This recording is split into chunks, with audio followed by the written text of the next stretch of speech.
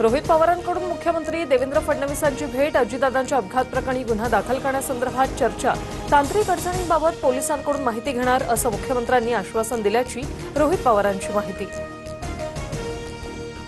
अजित पवारांच्या विमान अपघात प्रकरणी रोहित पवारांकडून राज ठाकरेंसोबत चर्चा, दादांना न्याय मिळवून देण्यासाठी प्रयत्न करेल, राज ठाकरेंनी सांगितलं, रोहित पवारांची माहिती।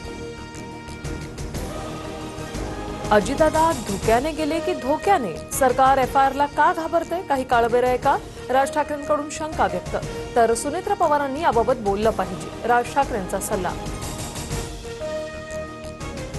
अजितदादांना कंट्रोल करता येत नव्हतं, पण काकींना करता येईल हा भ्रम। कोणीतरी नेता काकींच्या खांद्यावर हात ठेवतो, त्यांना ओढतो, स्टेजवर असताना नीट वागा, महाराष्ट्र तुम्हाला बघतोय, रोहित पवारांनी नेत्यांना सुनावलं। रोहित पवारांकडून छिछोरे धंदे अपघात प्रकरणाला राजकीय झालर देण्याचा प्रयत्न, अनिल पाटलांची रोहित पवारांकडून सडकून टीका, तर हा खटाटोप अपघाताच्या तपासासाठी की विलिनीकरणासाठी? सुनील शेळकेंचा रोहित पवारांना बोचरा सवाल। जुनं दळण दळत बसायची यांची सवय, हिंदी सक्तीचा अहवाल स्वीकारला पण अंमलबजावणी केली नाही, उद्धव ठाकरेंचं मुख्यमंत्री फडणवीसांना प्रत्युत्तर।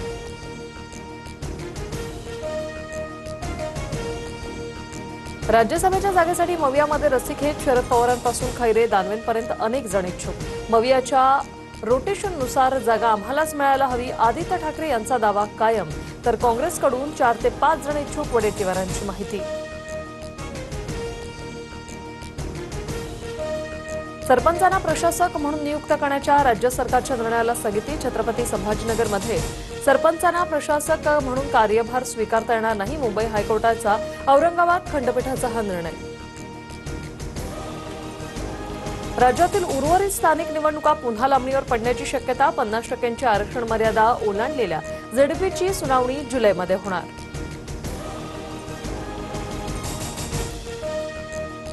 मुंडवा जमीन गैरव्यवहार प्रकरण विधानसभेत येणार, खारगे समितीचा अहवाल, ऍक्शन टेकन रिपोर्टसह अधिवेशनात सादर केला जाणार, सूत्रांची माहिती।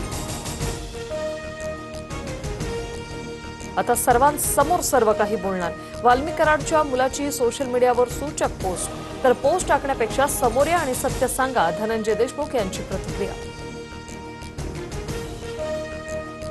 महादेव मुंडे हत्या प्रकरणातील नार्को टेस्टचा रिपोर्ट एसआयटीच्या हाती, ब्रेन मॅपिंग आणि नार्को टेस्ट रिपोर्टमधून खुनाचा उलगडा होण्याची शक्यता, न्यायालयासमोर हत्येचं गुपित उघडणार।